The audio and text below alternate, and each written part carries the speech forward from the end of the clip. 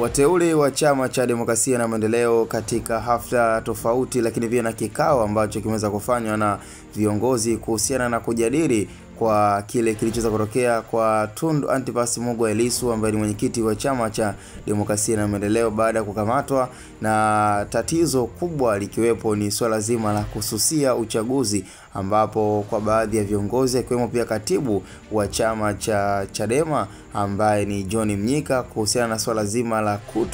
kukubaliana na Tume ya Taifa ya Uchaguzi kwa kuweza kukubali kile ambacho kitakuwa kimeweza kuwekwa kama sehemu ya kanuni ya uchaguzi ndani ya mwaka 2025. Hivyo tayari ni tatizo na ni swala ambalo mpaka sasa hivi kwa baadhi ya wateule ndani ya Chama cha Demokrasia na baadhi ya wanachama wamedai na kutamani kwamba ni heri angeendelea kuwepo Freeman Aikael Mbowe kuwa kama mwenyekiti wa Chama cha Demokrasia na Maendeleo, kwa sababu kuna baadhi ya wanachama wanatamani waendelee na wakutane na uchaguzi ndani ya mwaka 2025, lakini kutokana kwamba kauli aliweza kuitoa Tundu Lissu na yeye ndo mwenyekiti, kwa hiyo yeye ndo final maker na final say wa Chama cha Demokrasia na Maendeleo, akisema hakuna kukubaliana na uchaguzi, yani kama aliweza kuzungumza, yani no reform no election. Kwa hiyo ni swala ambalo liko serious sana, na ndio maana kuna baadhi ya watu wanaona kwamba ni heri angeendelea kuwepo mwenyekiti wa zamani Freeman Aikael Mbowe. Na ni sakata ambalo watu wengi wamekuwa kijiuliza ni kwa nini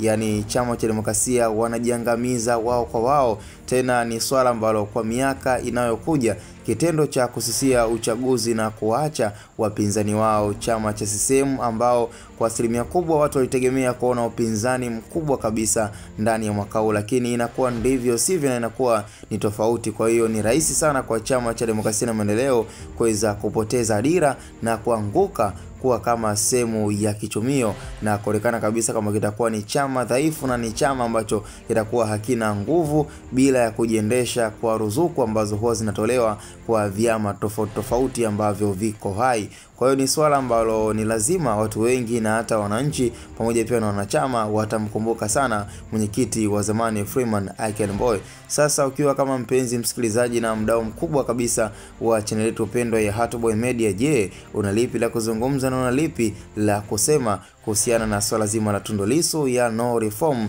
no election? Je, unakubaliana nalo ama haukubaliani nalo? Na vipi kuhusiana na kumkumbuka mwenyekiti wa zamani Freeman Aikael Mbowe? Unahisi ana deserve kurudi kuwa kama mwenyekiti ama tumwache Lissu aendelee kuwa kama mwenyekiti wa Chama cha Demokrasia na Maendeleo? Hii ni Hatboy Media, it's your favorite channel.